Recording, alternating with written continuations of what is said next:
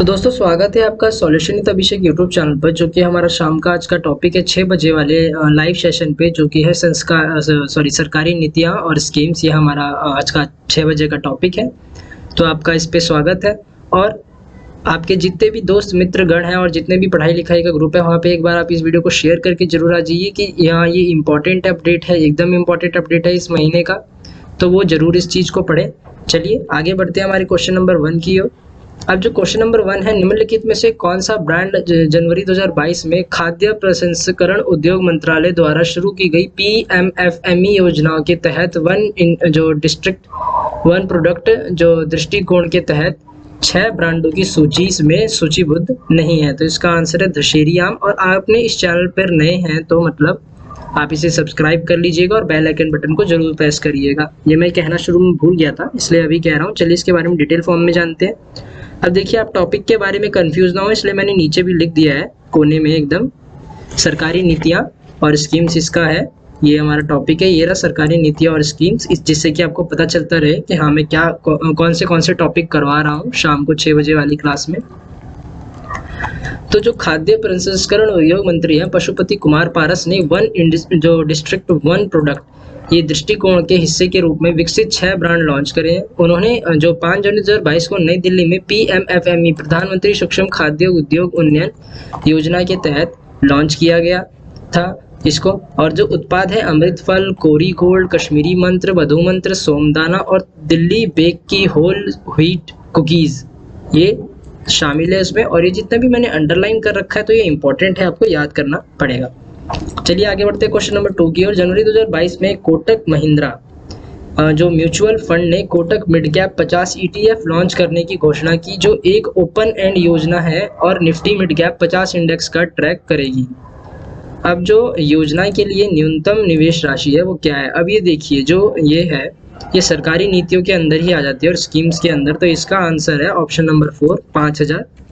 चलिए इसके बारे में डिटेल फॉर्म में जानते हैं। कोटक महिंद्रा म्यूचुअल फंड ने Kotak mid cap 50 ETF launch करने की घोषणा की है, जो एक ओपन एंड योजना है और जो निफ्टी मिड कैप 50 इंडेक्स को ट्रैक करेगी। ये योजना 6 जनवरी 2022 को सदस्यता के लिए खोली गई और 20 जनवरी 2022 को बंद हो गई। निवेशक इस अवधि के दौरान न्यूनतम 5000 की राशि का निवेश कर सकते हैं। Kotak mid cap 50 ETF Nifty mid cap 50 index की नकल करेगा। और कोटक महिंद्रा बैंक के बारे में जानते हैं। स्थापित 2003 में हुआ था, मुख्यालय मुंबई महाराष्ट्र में। MD और CEO कौन है? उद्योग कोटक दोनों एक ही है, MD मैनेजिंग डायरेक्टर ऑफिसर भी और CEO चीफ एग्जीक्यूटिव ऑफिसर भी।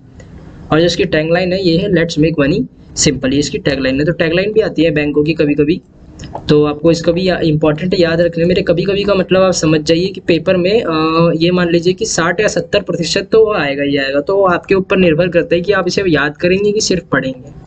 राजस्थान में ग्रामीण परिवारों के लिए जल जीवन मिशन के तहत केंद्र सरकार से कितनी राशि स्वीकृत करी गई है?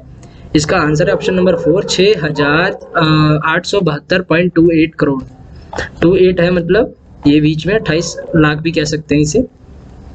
अब जो जल जीवन मिशन के तहत राजस्थान के लिए इतने जो रुपए का अमाउंट है, ये राशि है, ये पेयजल आपूर्ति योजनाओं को मंजूरी दी गई है। और जो 5 जनवरी 2022 को आयोजित राज्य स्तरीय योजना मंजूरी समिति SLSC की बैठक में इन्हें मंजूरी दी गई थी। इन योजनाओं से 27 जिलों में जो फैले 3213 गांव के 6.56 लाख से अधिक ग्रामीण परिवारों को नल का पानी उपलब्ध होगा। राजस्थान में राष्ट्रीय राजमार्ग पर भारत की पहली आपातकालीन लैंडिंग सुविधा का उद्घाटन सितंबर 2021 में किया गया था। राजस्थान के मुख्यमंत्री कौन है? अशोक गहलोत। राज्यपाल कौन है? कलराज मिश्रा। चलिए आगे बढ़ते क्वेश्चन नंबर 4 के बारे में। मत्स्य पालन और जलीय कृषि क्षेत्र के भीतर अभिनव समाधान आप जो प्रदर्शित करने के लिए निम्नलिखित में से किस मंत्रालय ने मत्स्य plan startup grand challenge launch कराया? अब देखिए, मत्स्य पालन से है तो ये तो एक ही चीज होगा, ना ये होगा ना ये होगा ना ये होगा, क्योंकि मत्स्य है। आप एक तरह से देखिए कि मछली के बारे में बोल रहे हैं, तो मत्स्य पालन, पशुपालन और डेयरी मंत्रालय में तो आएगा, क्योंकि मछलियों का पालन भी तो करते हैं। मछलियों का जो पालन करते हैं वो पशुपालन करते हैं, जो पशुपालन करते हैं वो डेयरी का भी पालन करते हैं। डेयरी का जैसे आपने गाय पाली, वो पशु में तो आता है। गाय से दूध निकालेंगे, दूध की दही बनाएंगे, दूध का पनीर बनाएंगे और दूध की अन्य चीजें भी बनती हैं। तो इसका आंसर है ऐसे भी आप, अगर आपको बाई चांस अगर आप भूल जाएं तो आप ऐसे भी चीजें पता लगा सकते हैं हिट एंड ट्रायल मेथड से। आगे बढ़ते हैं। स्टार्टअप इंडिया जो ये वाणिज्य और उद्योग मंत्रालय के सहयोग से मत्स्य पालन, पशुपालन और डेयरी मंत्रालय ने 13 जनवरी 2022 को मत्स्य स्टार्टअप ग्रैंड चैलेंज का उद्घाटन करा। मत्स्य पालन और जलीय कृषि क्षेत्र के भीतर अपने अभिनव समाधानों को प्रदर्शित करने के लिए देश के भीतर स्टार्टअप के लिए एक मंच प्रदान करने के उद्देश्य से ये लॉन्च करा गया। आवेदन जमा करने के लिए 45 दिनों तक ये लाइव रहेगा। चलिए आगे बढ़ते हैं। जो जनवरी 2022 में निम्नलिखित में से किस योजना के तहत भारत सरकार ने विशेष रेशो और जो जियो टेक्सटाइल के क्षेत्रों में 30 करोड़ रुपए की 20 महत्वपूर्ण अनुसंधान परियोजनाओं को मंजूरी दी है। मतलब इसका सिंपल कहने का ये मतलब है कि 30 करोड़ रुपए की इन्होंने इस क्षेत्र में जो है टेक्सटाइल क्षेत्र में 20 महत्वपूर्ण परियोजनाएं ये इसकी मंजूरी दी है। तो इसका आंसर है मिनिस्ट्री ऑफ, इसका आंसर क्या है? ऑप्शन नंबर 4 नेशनल राष्ट्रीय तकनीकी वस्त्र मिशन, ये इसका आंसर है। कपड़ा मंत्रालय ने विशिष्ट जो ये है जो कपड़ा मंत्रालय है इन्होंने विशिष्ट रेशो और जियो टेक्सटाइल के क्षेत्रों में 30 करोड़ रुपए की 20 महत्वपूर्ण अनुसंधान परियोजनाओं को मंजूरी दी है। अब ये महत्वपूर्ण अनुसंधान परियोजना सरकार के प्रमुख कार्यक्रम राष्ट्रीय तकनीकी वस्त्र मिशन के अंतर्गत आती है। इससे पहले कपड़ा मंत्रालय द्वारा 78.60 करोड़ रुपए की 11 शोध परियोजनाओं को मंजूरी दी गई। चलिए आगे बढ़ते क्वेश्चन नंबर 6 की ओर। भारत और विदेशों में सहकारी समितियां जो हुई हैं इसमें नवाचार करने और सर्वोत्तम मॉडल अपनाने में मदद करने के लिए निम्नलिखित में से किस संस्थान ने जनवरी 2022 में एक हैंडबुक विकसित करा? तो इसका आंसर है ये Laxmanrao Inamdar national academy for cooperative research and development. तो आपको ये याद रखना है लाइनेक की फुल फॉर्म। अभी जो ICAP है और राष्ट्रीय सहकारी विकास निगम NCDC ने संयुक्त रूप से सहकारिता के लिए ये सहकार प्रज्ञा गुड प्रैक्टिसेस पर जनवरी 2022 में एक नीति सिफारिश पुस्तिका जारी करी है। इसे लक्ष्मणराव इनामदार जो है national academy for cooperative research यानी लाइनेक द्वारा विकसित करा जाएगा। और जो NCDC लाइनेक और ICAP है ये समझौता पर भी हस्ताक्षर कर चुके हैं। अब जो सहकारिता मंत्रालय इसके बारे में जानते हैं। केंद्रीय मंत्री कौन है? अमित शाह। राज्य मंत्री BL वर्मा। गठन 6 जुलाई 2021 को, मुख्यालय नई दिल्ली में। और ये दोनों वर्तमान के अनुसार है।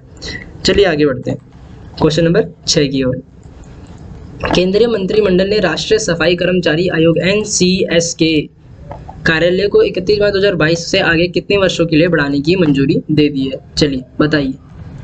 आप सबने रिवीजन तो कर ही रखा होगा, तो इसका ऑप्शन है 2, 3 यानी तीन केंद्रीय मंत्रालय ने राष्ट्रीय सफाई कर्मचारी आयोग को कार्यालय को 31 मार्च 2022 से आगे 3 साल के बढ़ने की मंजूरी दे दी है।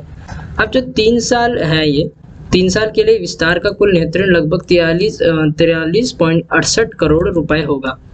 अब जो NSC के अधिनियम है 1993 के प्रावधानों के जो अनुसार है ये शुरू में 31 मार्च जो है 1957 तक की अवधि के लिए जो है ये NCSK ने स्थापना वर्ष 1993 में इसकी की गई थी। आगे बढ़ते क्वेश्चन नंबर 8 की ओर। जनवरी 2022 में केंद्रीय कृषि मंत्रालय ने कृषि जो मशीनीकरण पर ये मौजूदा योजना ने जो है ये दिशा निर्देशों के जो संशोधित है इसको करके ड्रोन खरीदने में मार्च 2023 तक कितनी प्रतिशत सब्सिडी प्रदान करने का निर्णय लिया। क्वेश्चन इतना बड़ा है तो बच्चों को कंफ्यूजन बहुत ज्यादा हो जाएगी, अरे क्या पूछ लिया। और जो है इसमें बस यही चीज पूछी है कि जो कृषि मंत्रालय है इन्होंने मशीनीकरण पर जो योजनाएं हैं इस पे कितने ड्रोन खरीदने में मार्च तक कितने प्रतिशत सब्सिडी इन्होंने प्रदान करी है। तो इसका आंसर है ऑप्शन नंबर 2 40 से 100% तक। और ये क्वेश्चन मैंने आपको डेली करंट अफेयर्स में करवाया जो सुबह लाइव 6 बजे होती है, आप उसमें भी जुड़ सकते हैं। केंद्रीय कृषि मंत्रालय कृषि मशीनीकरण पर मौजूदा योजनाओं में दिशा निर्देशों को संशोधित करने ड्रोन खरीदने में मार्च 2023 तक 40 से 100% सब्सिडी प्रदान करने का जो है निर्णय लिया इन्होंने। अब जो कृषि मशीनीकरण पर उप मिशन समाम जो है SMAM इस पे 100% या फिर 10 लाख रुपए जो भी है कम करके अनुदान जो प्रकल्पन है इस पे करी गई है। बस इतना ही इसमें इम्पोर्टेंट है। और जनवरी 2022 में केंद्र सरकार द्वारा अधिसूचित पूंजीगत वस्तु योजना के दूसरे चरण पर तहत कितने नए जो उन्नत उत्कृष्टता केंद्र स्थापित किए गए हैं। तो इसका ऑप्शन नंबर 3 4 करी गई हैं। चलिए इसके बारे में डिटेल फॉर्म में जाने। जनवरी 2022 में जो है जनवरी 2022 में केंद्र सरकार द्वारा अधिसूचित पूंजीगत वस्तु योजना के दूसरे चरण में 4 नई उन्नत उत्कृष्टता केंद्र स्थापित करे गए हैं। अब सरकार ने सामान्य ये जो विकास है और इसे बुनियादी ढांचों पर भारतीय पूंजीगत समान क्षेत्रों में और इस पे जो योजना है इस पे बढ़ाने पे दूसरे चरण को अधिसूचित करा है। और इसका जो वित्तीय परिव्यय है ये 1207 करोड़ रुपए होगा। वित्तीय परिव्यय मतलब ईयरली टैक्स जो लगेगा इस पे जो इसका खर्चा आएगा। अब निम्नलिखित में से किस राज्य ने जनवरी 2022 में केंद्र सरकार द्वारा बिजली क्षेत्र में निर्धारित सुधार के लिए 7,309 करोड़ रुपए इसको मिले हैं? तो इसका आंसर है विकल्प दोनों, 1 और 2। राजस्थान को भी मिला है इस चीज के लिए और आंध्र प्रदेश को भी मिला है, तो ऑप्शन नंबर 1 और 2 दोनों यानी विकल्प जो है। अब वित्त मंत्रालय ने बिजली क्षेत्र में निर्धारित सुधारों को पूरा करने के लिए 2 राज्यों को 7,309 यानी 7,309 करोड़ रुपए अतिरिक्त ऋण लेने की अनुमति दी। 5,186 करोड़ रुपए ऋण लेने की अनुमति दी गई है राजस्थान को। आंध्र प्रदेश को सुधार प्रक्रिया शुरू करने के लिए 2,123 करोड़ रुपए ऋण लेने की अनुमति दी गई है। तो दोस्तों आज के लिए इतना ही, कल फिर से मिलेंगे नए टॉपिक के साथ। इस वीडियो को लाइक एंड शेयर करें, सब्सक्राइब करें और बेल आइकन बटन दबाएं। और ये वीडियो शाम को 6 बजे आती है लाइव, या फिर ये वीडियो प्लेलिस्ट में ऐड हो जाती है, और कभी कभी ये 5:30 या फिर 5 बजे भी लाइव हो जाती है। तो इसका मतलब कुछ कह नहीं सकते हैं, 5 से 6 के बीच में लाइव होती है। जब भी लाइव होती है हम आपको पोस्ट कर दिया करेंगे, बता दिया करेंगे टेलीग्राम ग्रुप पे भी, तो आप टेलीग्राम ग्रुप उस चीज़ के लिए भी ज्वाइन कर सकते हैं, नोटिफिकेशंस के लिए। और इसका PDF आपको 1-2 दिन बाद मिल जाएगा। तो इसका लिंक, टेलीग्राम का जो लिंक है हमारे ग्रुप का, वो भी वीडियो के डिस्क्रिप्शन में, तो आप उसे भी ज्वाइन कर सकते हैं। ये फ्री ऑफ कॉस्ट है, कोई पैसे नहीं लगते इसमें। और तब तक के लिए जय हिंद, वंदे मातरम। कल सुबह मिलते हैं 6 बजे वाली वीडियो में।